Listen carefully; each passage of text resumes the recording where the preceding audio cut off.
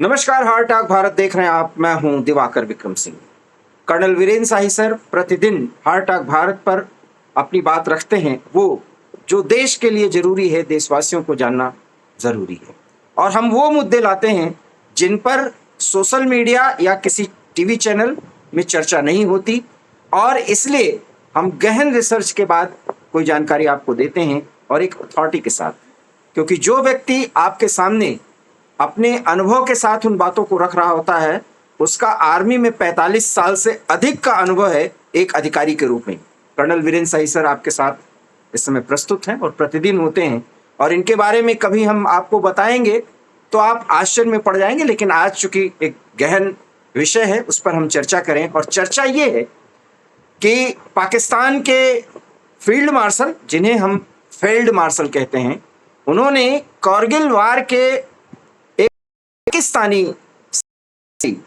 जिनका नाम कैप्टन करनाल शेर खान, उनको वहां शहीद कहा जाता है, और एक सेना के अधिकारी होने के नाते उन्होंने अपने देश के लिए लड़ाई की और उसको हमने सम्मान दिया, क्योंकि वो अपने देश की तरफ से लड़ते हुए हमारे सेना के हाथों मारे गए। वहां वो शहीद कहे जाते हैं, हमें उसका सम्मान करना चाहिए। लेकिन हमने उनको मारा था उस लड़ाई में। उस समय उनकी बॉडी को पाकिस्तान के मक्कार आर्मी और वहां के कोई राजनीतिज्ञ लेने को तैयार नहीं थे, और उसको हमने सम्मान दिया। लेकिन आसिम मुनीर उनको श्रद्धांजलि अर्पित कर रहे हैं इस समय। क्यों कर रहे हैं और इसके पीछे की रणनीति क्या है, ये कर्नल सर आपको बताने जा रहे हैं। और एक एक वाक्य सुनिएगा, और सुनने के बाद शायद आप चौकस होंगे, और देश के किसी भी जिम्मेदार व्यक्ति के पास ये वीडियो पहुंचेगा, वो सोचने पे मजबूर होगा कि सचमुच में हमारे देश के सामने कोई बड़ी समस्या आने वाली है। Over to you sir. धन्यवाद दिवाकर जी। मैं ज्यादा समय प्रारंभ में नहीं लेते हुए स्ट्रेट अवे आपके प्रश्नों पर आता हूँ। पहली बात तो मेरे ख्याल में जो फील्ड मार्शल साहब बहुत जल्दी फील्ड मार्शल बन गए। अभी उनको लगता है कि उन्हें इस पोजीशन को अर्न करने की आवश्यकता है, तो नई नए तरीके ढूंढते हैं अपने आप को शोहरत में लाने के लिए। और उनमें से एक तरीका ये भी होता है पॉपुलैरिटी गेन करने का, कि योद्धाओं को जिनको इतने वर्ष सम्मान नहीं दिया उनको सम्मान दे दिया जाए। किसी भी योद्धा का सम्मान मुझे अच्छा लगता है, क्योंकि योद्धा अपने देश के लिए निस्वार्थ सर्विस करता हो, तो किसी भी देश का और किसी भी सेना का क्यों ना हो। तो वो अच्छी बात है जो उन्होंने किया। अब वो मुहर्रम के मौके पर किया, वो भी एक शहीदों को सम्मान देने का दिवस है। अब शायद कोई शिया सुन्नी भी एंगल रहा हो, मैं नहीं जानता, या वास्तविक रूप में लगा हो कि सम्मान की आवश्यकता है। पर इस घटना को देखने के बाद मैंने उनके भाषणों को दोबारा सुना। जी। 3 दिन पहले वाला भाषण, जिसमें वो कश्मीर में दहशतगर्दों को लगातार सपोर्ट देने का पक्का इरादा बता रहे थे। एक और ऐसा वक्तव्य जिसमें वो अपनी पॉपुलैरिटी गेन करना चाहते हैं अपनी लोकल पॉपुलेशन के लिए, और कश्मीर के उन लोगों के लिए जो उनके साथ रहना नहीं चाहते। मैं बात कर रहा हूँ पीओ जी। ऑक्युपाइड ऑक्युपाइड जम्मू कश्मीर के इलाके के। इस बात से अलग, उनके पिछले भाषण के बाद जिस तरह से उन्होंने भड़काया था लोगों को, और सोचा था कि भारत में शायद कोई हिंदू मुस्लिम एजिटेशन शुरू हो जाएंगे क्योंकि हिंदुओं को मारा गया। कुछ हम लोग लोकल अपने देशवासी एक मुस्लिम के अगेंस्ट आगे कुछ एजिटेशन करेंगे या रिएक्शन करेंगे। वो उनका बड़ी बुरी तरह फेल हुआ, और जिसका मुंह तोड़ जवाब उन्हें ऑफ सिंदूर में मिल गया। वो जख्म अभी उनके ताज़ा हैं। अब उसकी बैकग्राउंड में जब सोचते हैं हम, और ये भी सोचते हैं कि ऑफ सिंदूर को हमने सिर्फ सस्पेंड किया है, कॉमा लगाया है, फुल स्टॉप नहीं हुआ, समाप्त नहीं हुआ। हम्म। और जब इन दो चीजों को मेल कर देखते हैं तो क्या वो अब भारत देश को उकसा रहे हैं? हम्म। हमें ये भी नहीं भूलना चाहिए कि लगभग plus minus 100 Pakistani trend mercenaries, और जैसा कि पिछली बार जो पहलगाम में, तो उनके स्पेशल और ग्रुप का भी कमांडो भी शामिल थे। हम्म। एक लड़का तो उनका हवलदार था, वो एसएसजी का वर्कर था उनका, जी जी जी। या ब्रिगेड। तो उन सब बातों को सोचते हुए क्या ये इशारा है उन दहशतगर्दों के लिए जो अभी भी सक्रिय हैं? और हर हफ्ते हम एक आधा एनकाउंटर कठुआ, सांबा, डोडा, किश्तवाड़ से लेकर इन इलाकों में देखते हैं, हम्म। जो कि अनंतनाग या कश्मीर के उन सेंसिटिव इलाकों में रस्तों से दूर नहीं है जहां आजकल हमारी श्री अमरनाथ यात्रा की टोलियां जा रही हैं। जी जी। तो ये चुनौती भरी सी बात मुझे लगती है। क्या ये उनकी तरफ इशारा है? क्या ये इशारा ऐसा है कि हमें किसी चीज के लिए सावधान होने की आवश्यकता है? हम्म। वैसे हमारी सिक्योरिटी फोर्सेस ने काफी चौक चौबंद बंदोबस्त किया है, पर गहरे जंगलों, नदी नालों और पहाड़ों के इस इलाके में, जिसका मैंने चप्पा चप्पा स्वयं चलकर देखा हुआ है, एक दो आदमी का, चार आदमी का किसी भी तरह से निकल जाना, क्योंकि कोई कर्फ्यू तो है नहीं वहाँ। जी जी। भेड़ बकरी वाले बकरवाल भी चलते हैं, मवेशियों वाले गुजर भी चलते हैं, लोकल लोग भी खेतों में आते जाते हैं, और स्कूल के बच्चे भी जाते हैं, कॉलेज के बच्चे भी जाते हैं। उसमें तीन चार आदमियों का किसी भी जगह से निकल पाना कोई इतनी बड़ी संभव बात नहीं जी। है। और ये जरूरी थोड़ा है कि गले में हथियार टांग कर ही चलेंगे। हथियारों की मूवमेंट लकड़ी के गट्ठों के साथ कहीं और से भी हो सकती है। इन सब चीजों को सोचते हुए एक बड़ी चुनौती हमारे सामने है, वो भी जब हमारी श्री अमरनाथ यात्रा में पूरे देश के और कुछ कुछ विदेश के यात्री यहाँ इकट्ठे हो रहे हैं, जा रहे हैं, भजन कीर्तन करते, पूजा ध्यान में जा रहे हैं। वो कोई योद्धा नहीं है, वो कोई लड़ाके नहीं है, वो ट्रेंड नहीं है ऐसी सिचुएशन के लिए। तो एक बड़ा भारी जिम्मेवारी सिक्योरिटी फोर्सेस पर आ जाती है। इसके साथ ही अगर उनका मकसद हमें उकसाना है, तो जिस तरह से प्रधानमंत्री ने, रक्षा मंत्री ने बार बार कहा, हम्म। इस बार अगर उन्होंने कोई हरकत की तो पहले तो एक फिल्म का ट्रेलर था, इस बार पूरी फिल्म सामने आ जाएगी। क्या वो एक चुनौती है? हम्म। अगर है तो हम उस चुनौती के लिए क्या क्या कर सकते हैं? यहाँ एज ए डिफेंस एनालिस्ट मैं साफ करना चाहता हूँ कि युद्ध में कभी दो स्थितियां एक सी नहीं रह सकती, हो ही नहीं सकती। हर स्थिति अपने अपने चैलेंजेस, अपने अपने रिसोर्स और अपना अपना मौसम साथ लेकर आती हैं। हम्म। हर चुनौती एक नई होती है, और जो अंतर इन चुनौतियों में आ गया है वो मैं यहाँ बयान करना चाहूंगा। पहली बात, चीन को भी एक काफी धक्का लगा है हमारे हम्म। दूर से। उनके हवाई जहाज, उनके डिफेंस सिस्टम सब ओपन में आ गए, और कितनी मार्केट उन्होंने लूज की होगी जब उनके साबुत के साबुत मिसाइल बिना फटे हुए हमारे देश में खेतों में लेटे हुए नजर आए। हम्म। उसकी कितनी मांग थी और देशों से रिवर्स इंजीनियरिंग करने के लिए। हम्म। इसी प्रकार उनके जो डिफेंस मैकेनिज्म था, एंटी एयरक्राफ्ट वगैरह का, वो भी ध्वस्त हो गए और हमारे अटैक्स को रोक नहीं पाए। उन्होंने काफ़ी कोशिश की वो सैटेलाइट इमेजरीज और इंफॉर्मेशन देने की, हमारे डिफेंस के हथियार कहाँ लगे हैं, हमारी रक्षा प्रणाली का क्या स्रोत है और किस रूप में तैनाती है, उसका भी पाकिस्तान आर्मी कोई फायदा उठा नहीं पाई।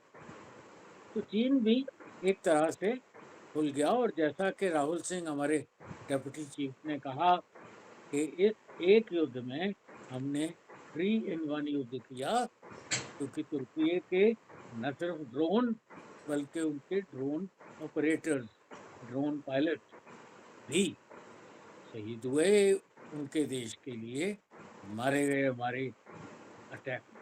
हम्म तो तुर्की भी खुले में आ गया, और उनके ड्रोन्स की मार्केट पर भी बड़ा भारी असर पड़ेगा। हम्म तुर्की के ड्रोन तो बड़े मशहूर हो गए थे, जी जी। जिस तरह उन्होंने अर्मेनिया के अगेंस्ट उनको यूज किया था और फिर उनको बेचा था कई देशों में। हम्म इन सब चीजों को देखते हुए क्या ये एक चुनौती कोई प्लैंड चुनौती है?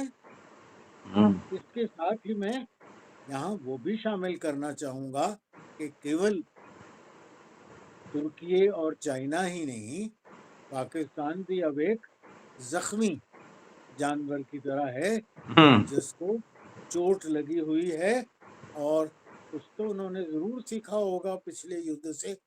हम्म अब अपनी युद्ध प्रणाली में कोई इम्प्रूवमेंट करके सामने फिर अपने आप को आजमाना चाहते हैं, हम्म या जो लोग 72 हुरों के पास नहीं पहुंच गए चुके, वो बड़े उत्सुक हैं, वो भी उस जर्नी को पूरा करना चाहते हैं। साथ ही अमेरिकन बेस जो भी खुला हो गया, उनका जी। कंट्रोल नूर खां और किराना हिल्स के बेस पर जो था, वो भी संसार को विदित हो गया, खास तौर पर उन देशों को जिनके विरुद्ध ये बनाया गया था, जैसे चाइना, रशिया, अफगानिस्तान। वो चीज भी खुली हो गई। इन सब चीजों को देखते हुए क्या मियां मुनीर हमें एक इनविटेशन दे रहे हैं? हम्म आपको जो सर लगता है ये इस बात से कि मियां मुनीर हमें उकसा रहे हैं और उकसाने पर हम क्या करेंगे ये सोचते हुए अपने यहाँ तैयारी भी कर रहे हैं, मतलब वो पूरी लड़ाई करने की स्थिति में हैं, और अगर हैं क्योंकि हमने उनकी बड़ी तबाही मचाई है 72 घंटे की लड़ाई में, क्या वो किस बिना पर, किस बूते पर वो इतना कूद रहे हैं, या वास्तव में वो आत्मघात करने पर उतारू हैं? एक फितरत के तौर पर, क्योंकि मैं इन दोनों सेनाओं से युद्ध कर चुका हूँ, जी जी जी। चाइना से भी और रिपीटेडली पाकिस्तान से, जी जी।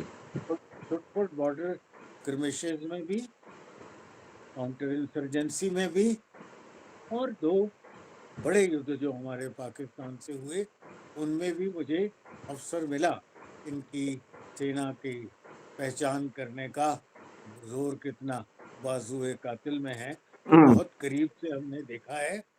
पर मैं यहाँ एक सराहना करूंगा कि ये लोग कुर्बानी, वीर गति को बड़ी उन्नति से देखते हैं। हम्म और जैसा मैंने कहा कि शायद कुछ लोग उतावले हो रहे हों कि उनको मौका नहीं मिला 72 हुरों के पास जाने का, शायद एक कोशिश और करना चाहते हों। तो ये बात भी बड़ी खुली हो गई है कि दहशतगर्द और पाकिस्तान आर्मी, ये जो दहशतगर्दी है, इसके पीछे इन्हीं की वर्दी है। तो ये दोनों लोग भी मिलकर ये काम भी कर सकते हैं।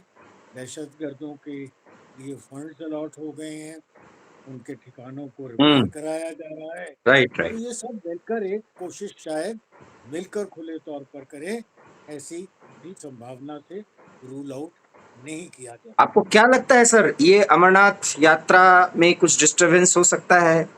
रिटेलिएशन भारत करेगा, क्योंकि भारत की तरफ से कह दिया गया है कि कोई भी कार्रवाई युद्ध को ललकारने या उसको आमंत्रित करने वाली बात होगी। दिवाकर जी, हमारा जो रिएक्शन होगा क्या होगा, ये तो फैसला सरकार और जो मौजूदा हमारे आर्मी के रणनीतिज्ञ हैं वो करेंगे। पर युद्ध का ऑप्शन बिल्कुल खुला है। हम्म। पूरी तरह सेना तैयार है, इसमें कोई संदेह की बात नहीं। पर उसके अलावा भी और बहुत कुछ पाकिस्तान के साथ किया जा सकता है।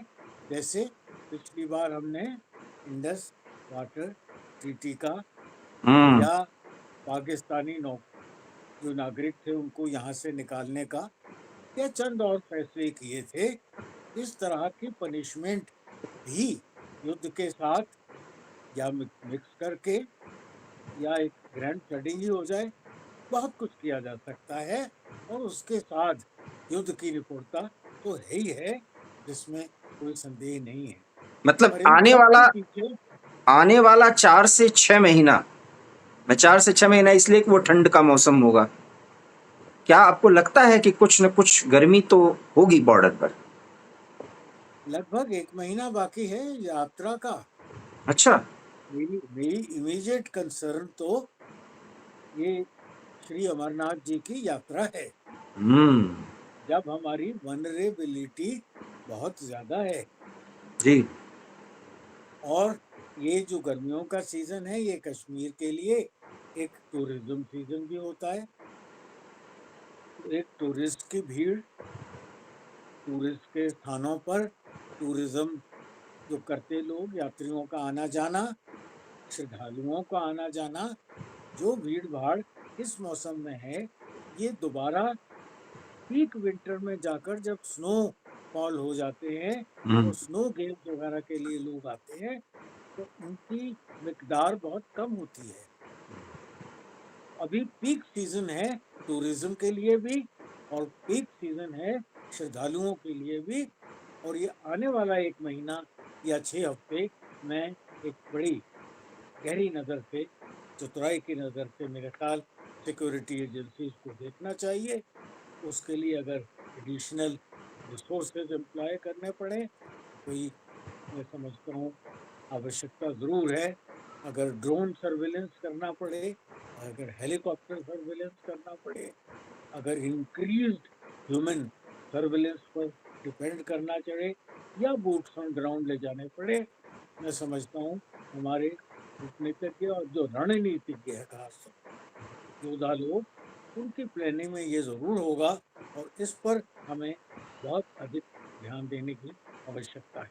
बहुत बहुत धन्यवाद सर, चूंकि आपने पूरे देश को आगाह किया है आसन्न जो खतरा है उसको आपने सिलसिलेवार तरीके से बताया कि मियां मुनीर का वास्तव में अब गेम हो क्या रहा है, और 1 महीने से लेकर के आने वाले दिसंबर तक स्थितियां कभी भी भारत को मजबूर कर सकती हैं कि वो पाकिस्तान को बड़ा सबक सिखाए, क्योंकि सारी स्थितियों पर पानी फेरने के लिए मुनीर और मुनीर की टीम के कुछ लोग उतावले हैं।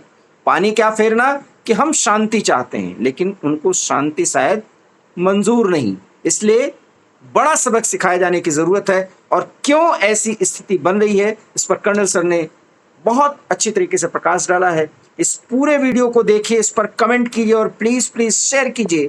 हम चाहते हैं कि ये वीडियो सरकार तक भी पहुंचे। वैसे तो हमारे सैन्य विशेषज्ञ और रणनीतिकार इस देश के रणबांकुरे पूरी तरीके से तैयार हैं, लेकिन एक बहुत ही अनुभवी एक रिटायर्ड ऑफिसर्स की इन बातों पर हमें गौर तो करना ही होगा। अगर आपको इस वीडियो अच्छा लगा हो तो प्लीज इसे लाइक कीजिए, शेयर कीजिए, हमारे चैनल हार्ट टॉक भारत को सब्सक्राइब कीजिए। इसी से जुड़े कुछ और मुद्दों पर हम अगले वीडियो में कर्नल सर से फिर चर्चा करेंगे। तब तक के लिए दीजिए इजाजत। बहुत बहुत धन्यवाद। नमस्कार। धन्यवाद दिवाकर जी।